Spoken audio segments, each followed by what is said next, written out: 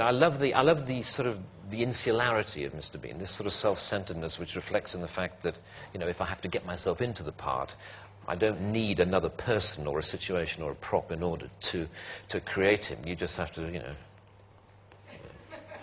it's always about him and where he sits in the world. He's he's got a sort of an invisible shell around him.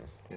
He's hugely popular internationally, isn't he? Yes, it is bizarre, actually. It's something that I try not to think about very much, because actually if I ever do, stop and dwell on how well known my face is in so many obscure corners of the world, that I think I would find it rather disturbing. Are you made aware of it when you go abroad? I'm being slightly disturbed about it, even talking about it. Yes, I'm aware. No, you hear extraordinary things about, like a friend of mine making a documentary for Comic Relief and going into Africa, into some of the most deprived areas of Africa, and going to this, little African village where there's no water, no electricity, no services, and nothing, no food, in all likelihood, and just a few huts. And in the largest hut, the entire village was gathered, and there was a grainy, tiny black and white screen showing a Mr. Bean video. What about, let's talk about the other great comic creation that you made, and that was Edmund Blackadder.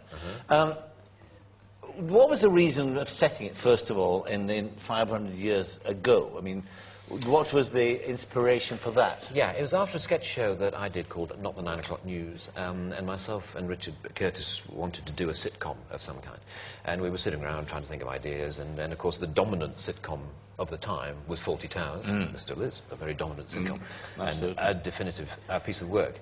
And I think we were fairly convinced that whatever we did, no matter how hysterically funny it was, it would be unfavourably compared, we thought, to Fawlty Towers. And so we were desperate. And so I think some of the reason why we ended up, 500 years ago, was because we were thinking, well, surely if we set it in medieval times, no one's going to say it's a pale imitation of Fawlty Towers. At least that was the hope. I'm sure somebody still did say it. So that's why the first series ended up at that time. And of course, one always remembers, of course, that classic last episode too, which seemed to define for me that narrow gap there is between tragedy and comedy. Yeah. It was a very bold thing and very moving, and at the same time it did have sort of comedic side to it. Well, I mean, there is, it's like the current, situation with war elsewhere. There's no doubt sometimes that the darker, the more serious the backdrop into which you set your comedy, sometimes the brighter your little sparks of comedy are set out in sharp relief against it. Yes. And that series was full of that sort of stuff. Yes, it was indeed. I mean, Richard and Ben's work was fantastic. And that last episode, which really did get quite sad towards the end, was, I think, almost deliberately conceived to defend the series against criticism that we were making light of a very tragic situation, which was the situation in the trenches in northern France in the First World War. In fact, it turns out that criticism never materialized, that people just accepted it for what it was and enjoyed it for what it was. It's a classic nowadays. But it was, but I remember filming when we, the weeks a rehearsal leading up to the one-day recording of that last episode, when we went over the top at the end.